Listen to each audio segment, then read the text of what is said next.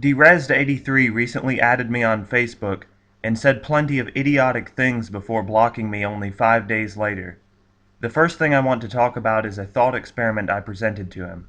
In short, Derezzed is to be trapped in a room with a model D-83 robot, which is prepared to kill either 100 zygotes or a 5-year-old child. Derezzed is only allowed to save one. Of course, Derezzed chose to have the 5-year-old child ripped apart by a robotic saw.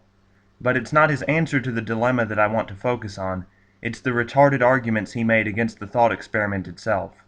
First, Derezzed tried to argue that the situation described in the thought experiment is impossible. However, he was unable to point to any detail that made it impossible. This is not surprising because the thought experiment is both logically and physically possible. Later, Derezzed claimed that he could not be criticized or held accountable for his decision because he did not choose to be placed in the situation. This may be the dumbest argument I have ever heard from Derezzed. While Derezzed might end up in the situation as the result of an accident or a violation of his free will, there is no reason why that should negate his free will in the events that follow. Clearly, he has spontaneously made up an idiotic version of free will in an attempt to avoid the dilemma. Imagine if I were to replace the zygotes with a stick. By the same reasoning, Derezzed could save the stick and allow the child to be killed, and then say you couldn't criticize his choice because he had no free will. No one thinks about moral dilemmas like this. I don't see how anyone could even make this mistake. Being forced into a situation would remove your freedom to choose not to be in that situation. It would not affect what you do afterwards, because at that point you are no longer being coerced. Free will is irrelevant to this dilemma anyway, because whether or not Derezzed has free will, we can still talk about which choice is preferable. Derezzed made more ridiculous arguments while trying to defend his fallacious and pointless video about Hemant Meta.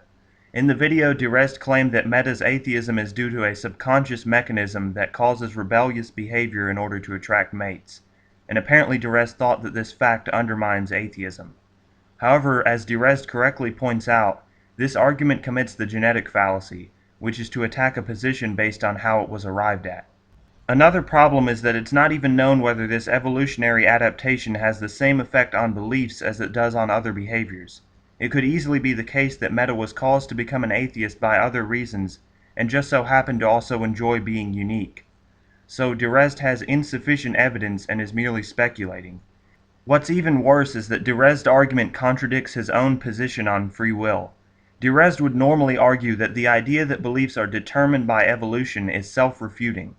But in a blatant display of doublethink, he attacks an atheist by saying his position was subconsciously formed because it is sexually advantageous. I don't think Derezzed realizes that this would mean God could not blame Meta for being an atheist.